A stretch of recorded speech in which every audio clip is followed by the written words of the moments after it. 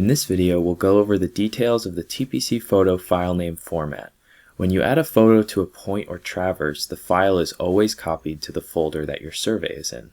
Before this copy occurs, TPC will always give you the option to rename the photo using the TPC Photo Filename Format, or the option to keep the file name the same as it was. So let's first talk about why you would want to keep the file name the same. So the only benefit that you may have is if you already have a file name format that you like using for your files and would rather keep your photos using that instead. So let's go ahead and add a photo like that. We'll go to point 0, double click, and we'll just add one of these.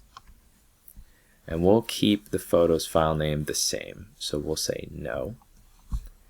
And now you can see if we hover over this, the file name is still 1003.jpg. So now let's go over the benefits of the TPC Photo Filename Format. But first I want to tell you kind of what that is. So I'm going to open up my text editor here.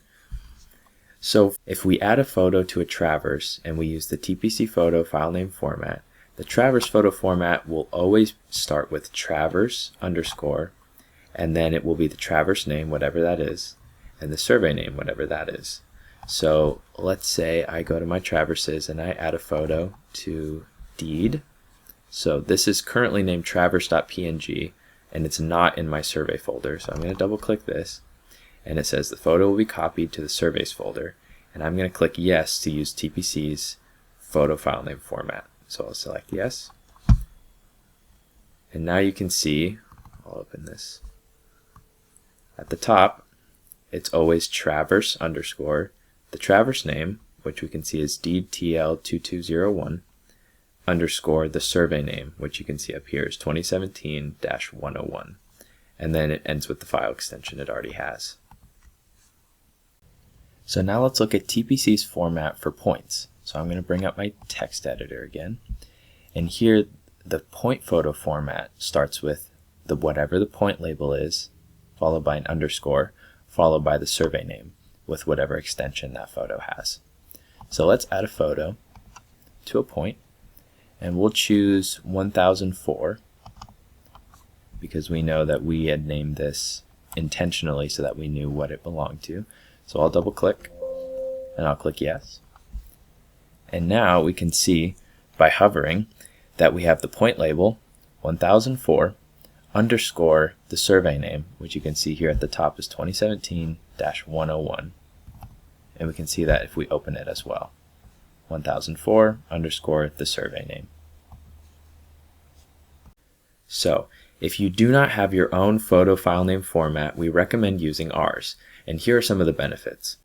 Number one, if you've transferred survey photos from your phone to your computer, they might have strange file names. If you add one of those photos and use our TPC file name format, TPC renames the photo for you to something identifiable in the survey folder. So for instance, if I had one of these, I'll make a copy and I'm going to make it gibberish. Then I don't want to spend the time to rename this file. So instead, I'll add it to this traverse and I'll use the TPC file name format. And now it's identifiable with traverse underscore the traverse name underscore the survey name. Just makes it easy for you. Number two, if you decide to relabel a point or rename a traverse and you are using our photo format, the photo will be automatically renamed with the new name that you chose.